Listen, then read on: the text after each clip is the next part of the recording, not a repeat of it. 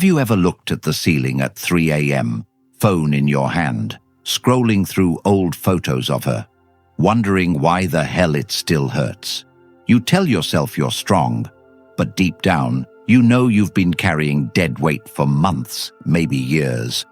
You've replayed the breakup 100 times in your head, asking yourself where you went wrong, why she walked away, why it feels like your chest is being crushed, even when you're supposed to be moving on. Let me ask you something. How many more nights are you going to waste bleeding over someone who already turned the page without you?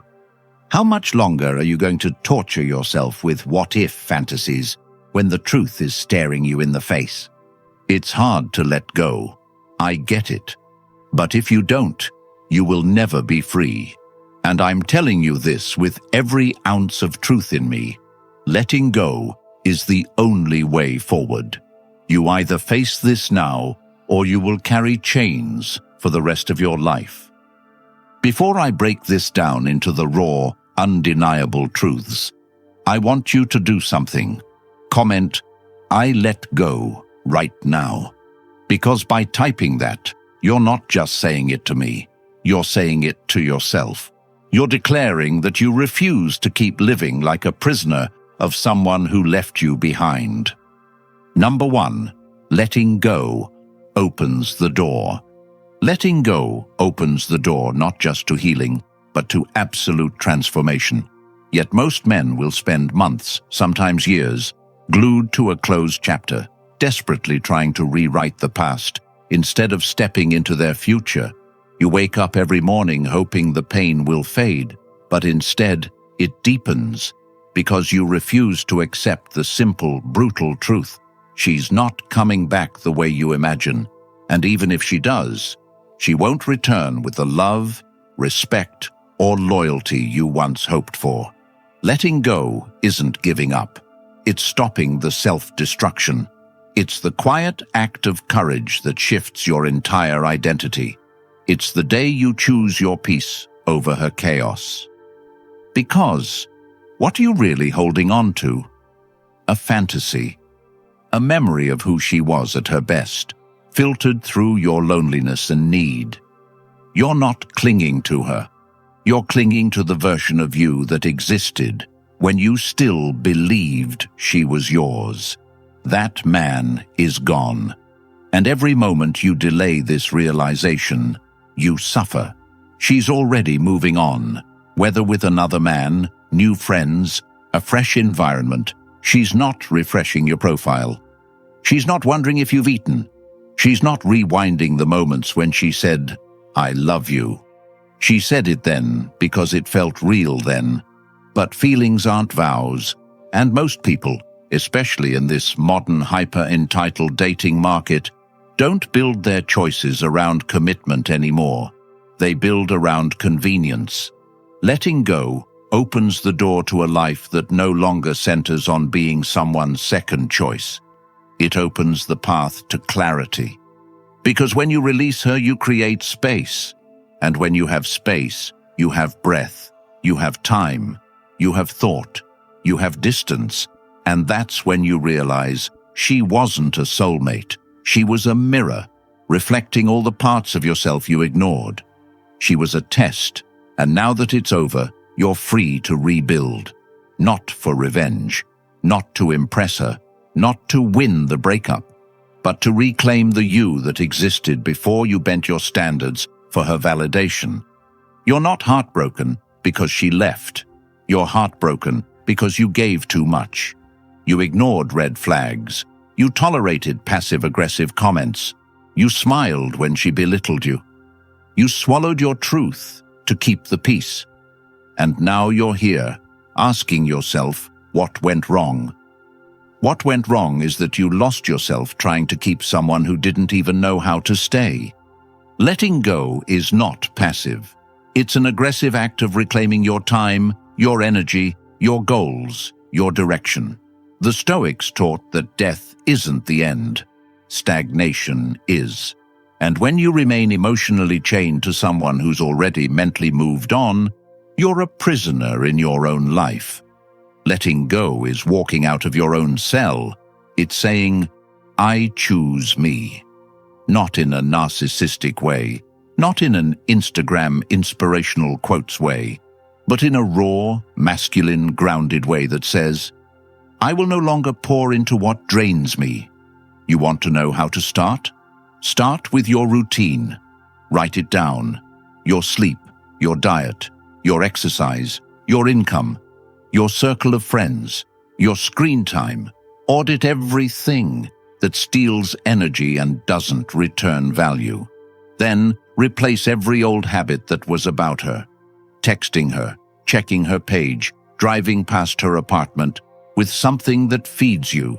Join a gym, learn a skill, travel somewhere she never wanted to go, build something she never supported. Because that's the door you're opening, a life where you're no longer performing for her attention, but evolving for your future. Letting go is terrifying at first, because it feels like death. But what dies isn't love. What dies is the illusion. And illusions are meant to die. Truth survives. You think you're losing something, but you're not. You're shedding. And what's left after the shedding? Power, direction, peace. That's the door. Walk through it. Because the man who lets go owns himself, and the man who owns himself owns his life. And if that truth resonates even a little, then you owe it to yourself to go deeper. That's exactly why I put together the Stoic Relationship Blueprint. It's not just an ebook, it's a full mental reset. It answers the questions you've been drowning in. Why do I keep choosing women who hurt me? Why can't I let go, even when I know she's no good for me? How do I stop repeating the same emotional cycles? And most importantly, how do I rebuild my life in a way that no one can ever break again? This book is yours for life. Once you get it, you'll always have access to this knowledge, these tools, these principles. Every time life throws you back into chaos, you'll have a blueprint to find your center again. The link is in the comments. Own the book, own your peace, and never lose yourself. Again. Number 2. Love doesn't excuse disrespect. Love doesn't excuse disrespect. And the moment you understand that, truly understand it, is the moment you stop being emotionally manipulated by women who weaponize affection to excuse abuse. We've been fed a lie our whole lives. If you love her enough, she'll change. If you love her through her worst, she'll reward you with her best.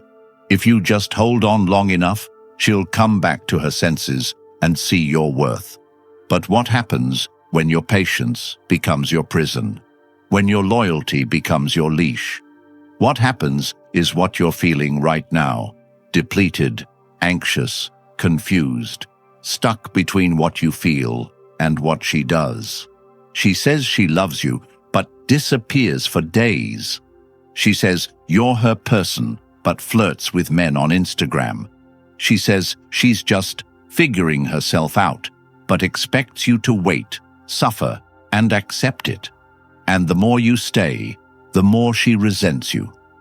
Because love without boundaries breeds contempt. She sees your tolerance not as strength, but as weakness.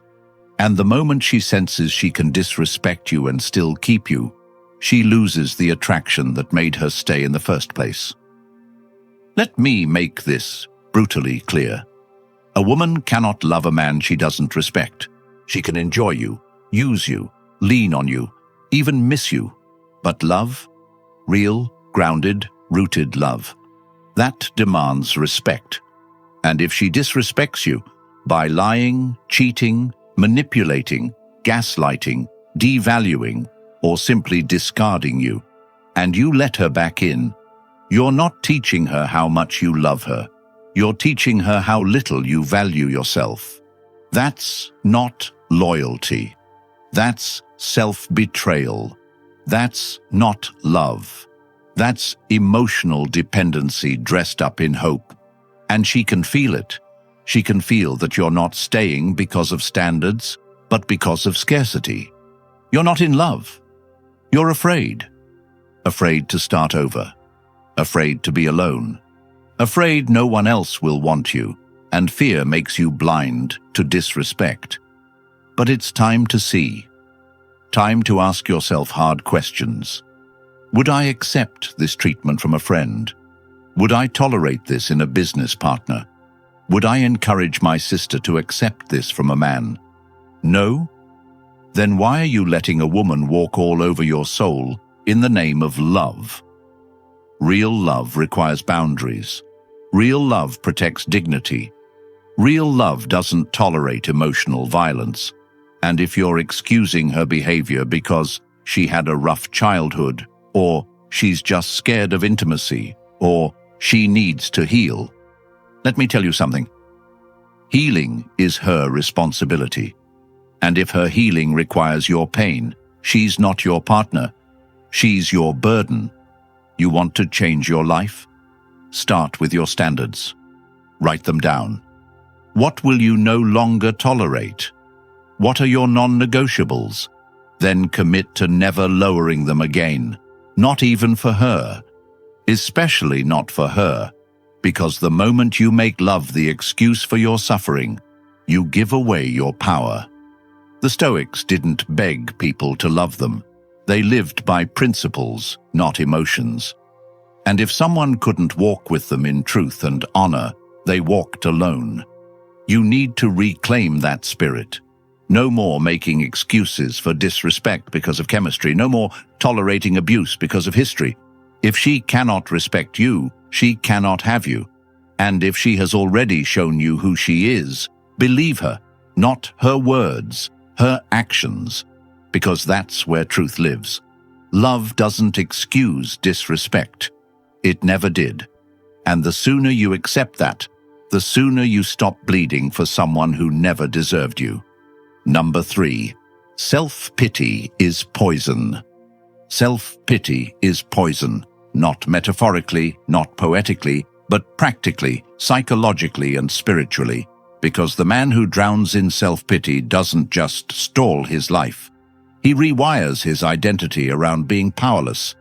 And once that belief sets in, it infects every area of your existence like rust, spreading through steel, until all that remains is the brittle shell of a man who once had potential, but buried it under excuses, nostalgia, and emotional addiction.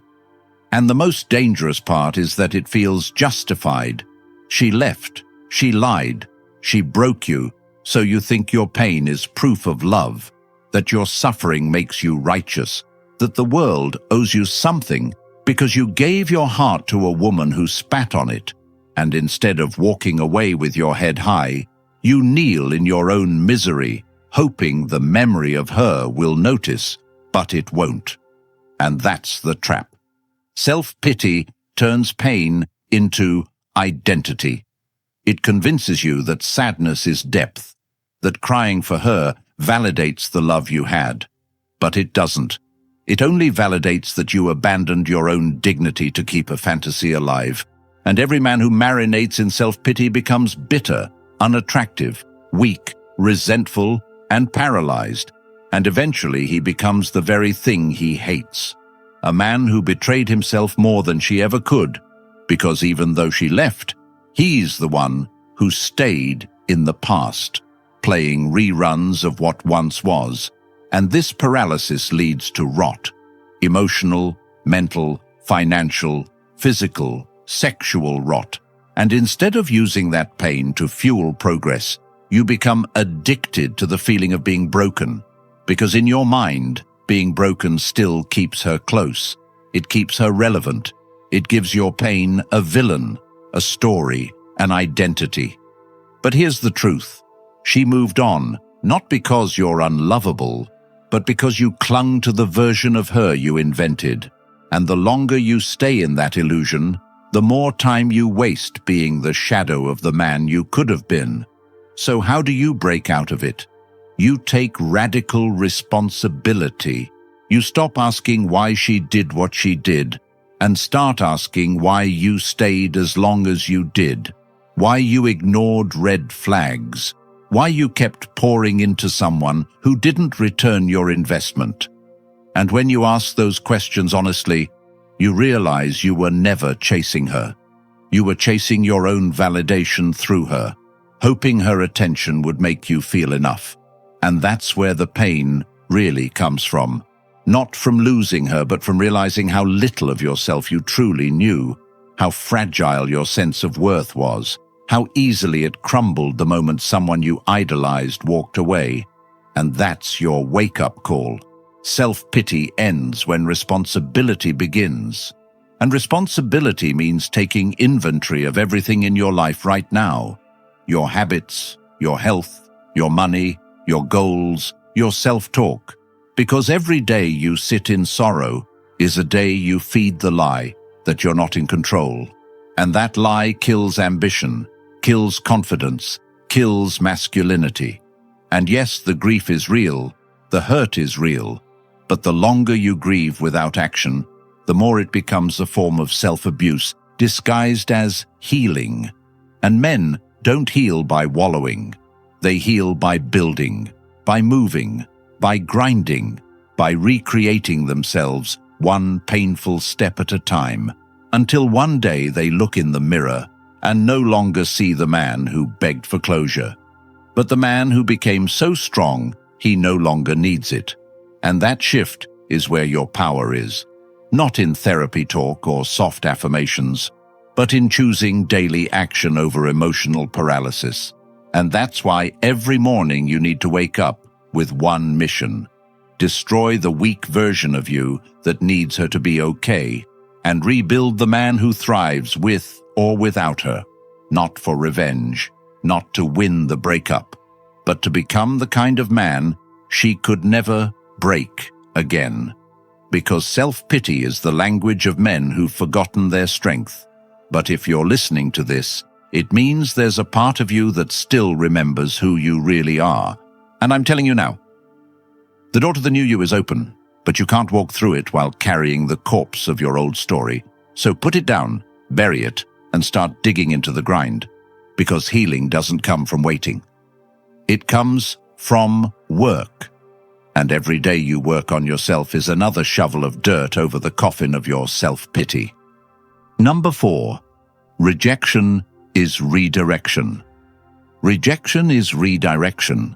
But most men can't see it because they're too busy treating rejection as a reflection of their worth, rather than what it actually is. A brutal, unfiltered message from life itself, telling you that the path you were walking, the woman you were worshipping, the identity you were building your future around, was never meant to last, never meant to support the next level of your evolution. And the only reason it hurts is because your ego got attached to the illusion of permanence, to the comfort of predictability, to the hope that this one person, this one relationship, this one future was somehow your golden ticket to peace.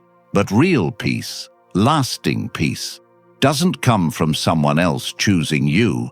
It comes from you choosing your path, even when every door slams in your face.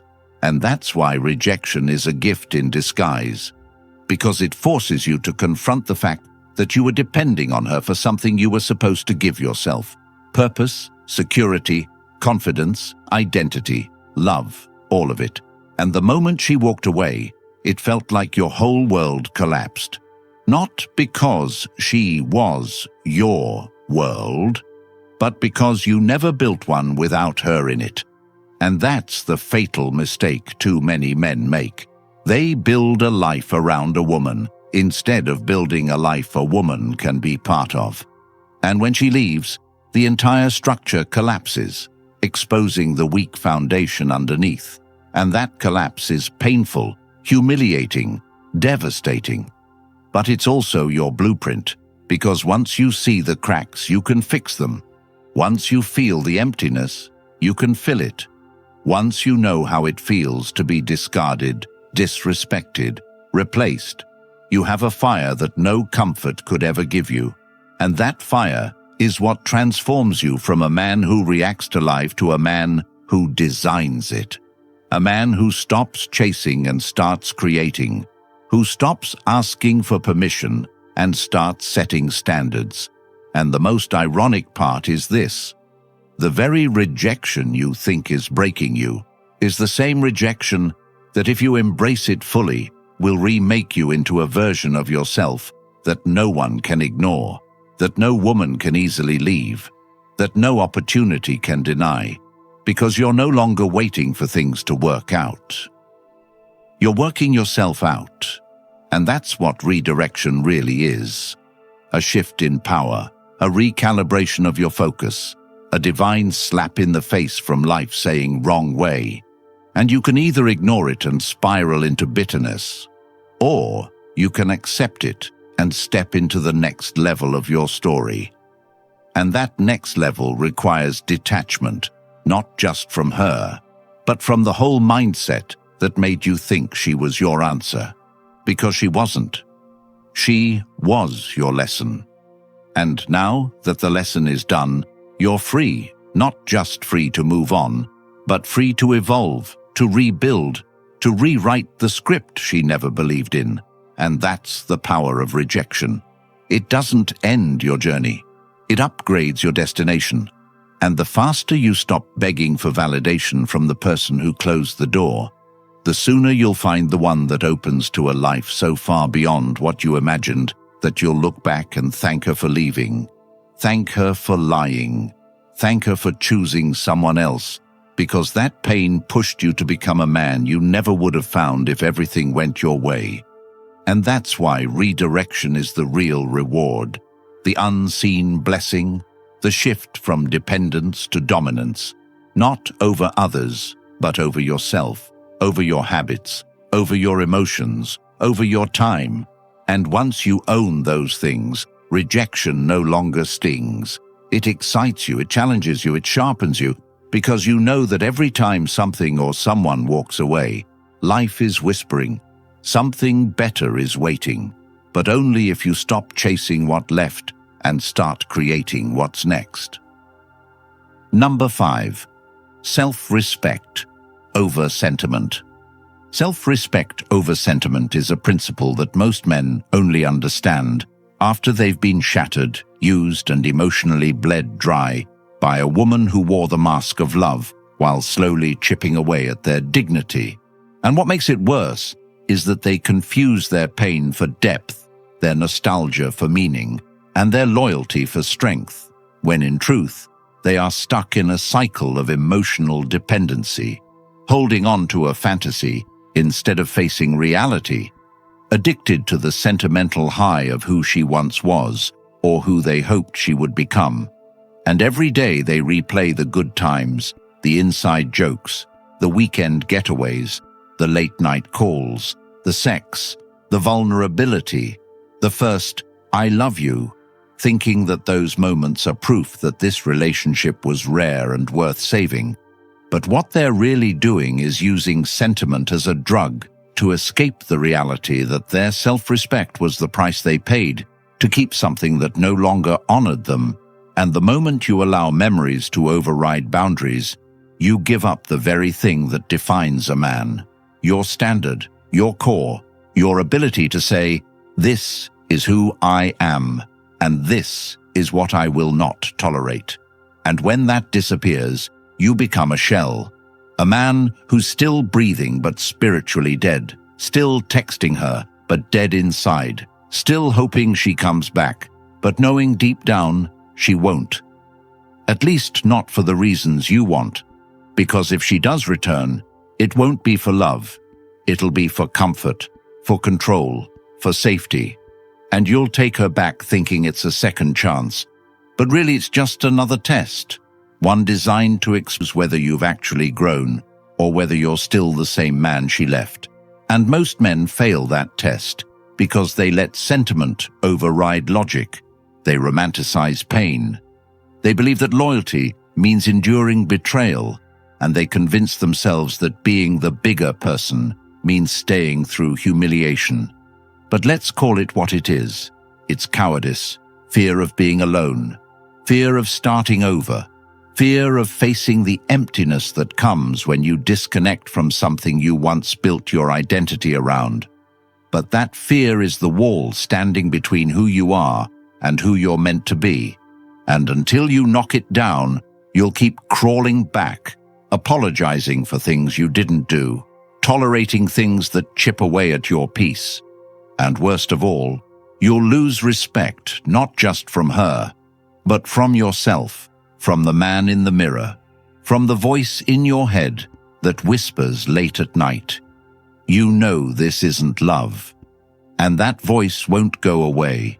It will haunt you every time she disrespects you, every time she ghosts you, every time she posts thirst traps online while telling you she needs space. And every time you let it slide, you're not just losing her respect, you're burying your own. And the more you bury it, the harder it becomes to dig it back up. So what's the solution? You choose self-respect, like it's oxygen, like it's non-negotiable, like it's the gatekeeper to every relationship you allow into your life.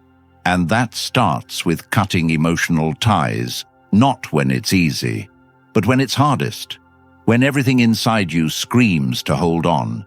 That's when you let go. Not because you don't care, but because you care about yourself more, because you understand that your peace, your vision, your growth matters more than keeping someone who doesn't match your path. And when you do that, when you make peace with walking away from what you love in order to protect who you are, you step into a power that no woman can give or take away. Because now your identity isn't built on being chosen. It's built on choosing yourself. And from that place, everything changes.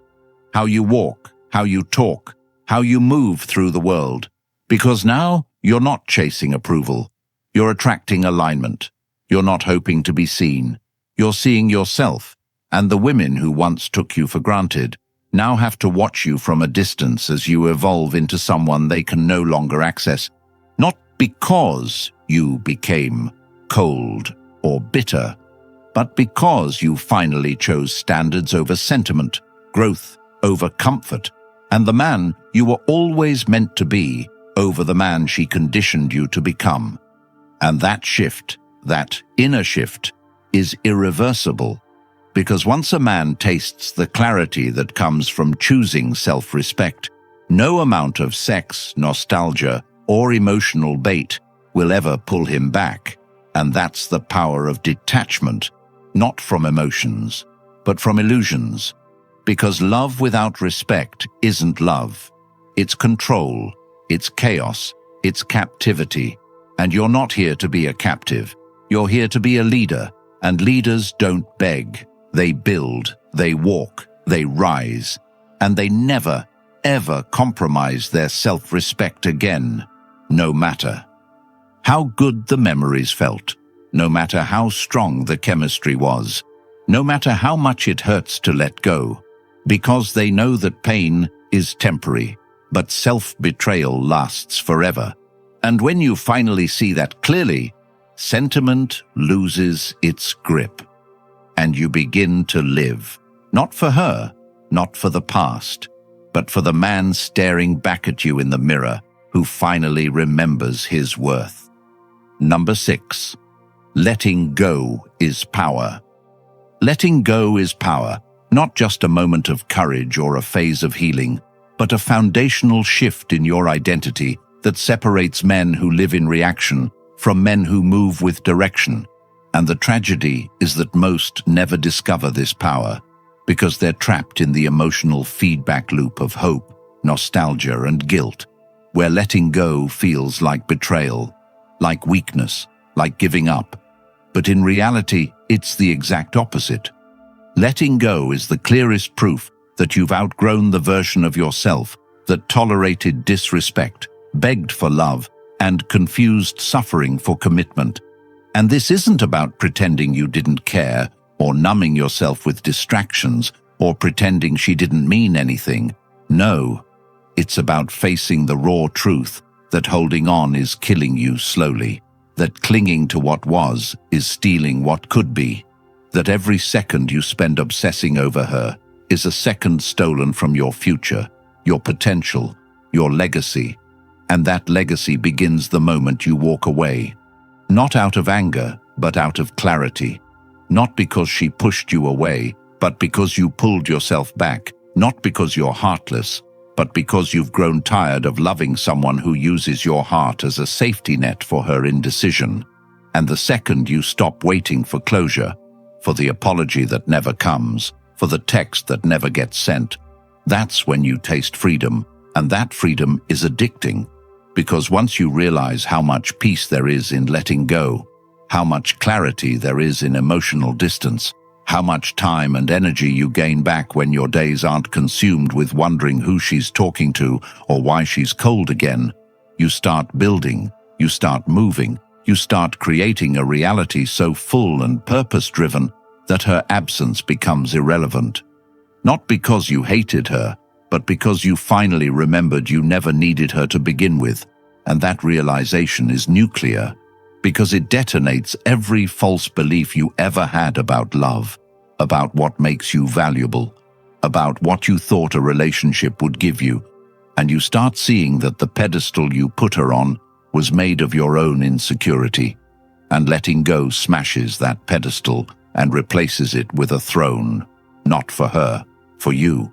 A throne built on self-control, emotional discipline, vision, clarity, and most importantly, boundaries that no amount of chemistry or shared history can override again, because now you see love not as something you earn, but something you offer, not as something that completes you, but something that complements you.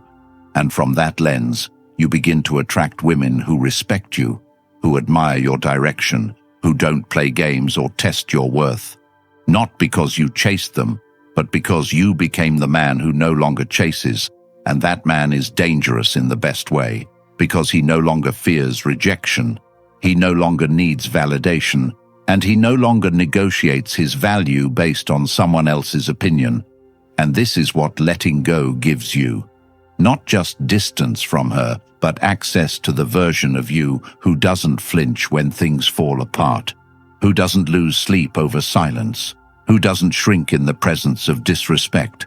And once you become that man, you walk differently, you think differently, and women can feel it. The ones who used to take you for granted now sense they've lost access. The ones who ghosted you now lurk your stories.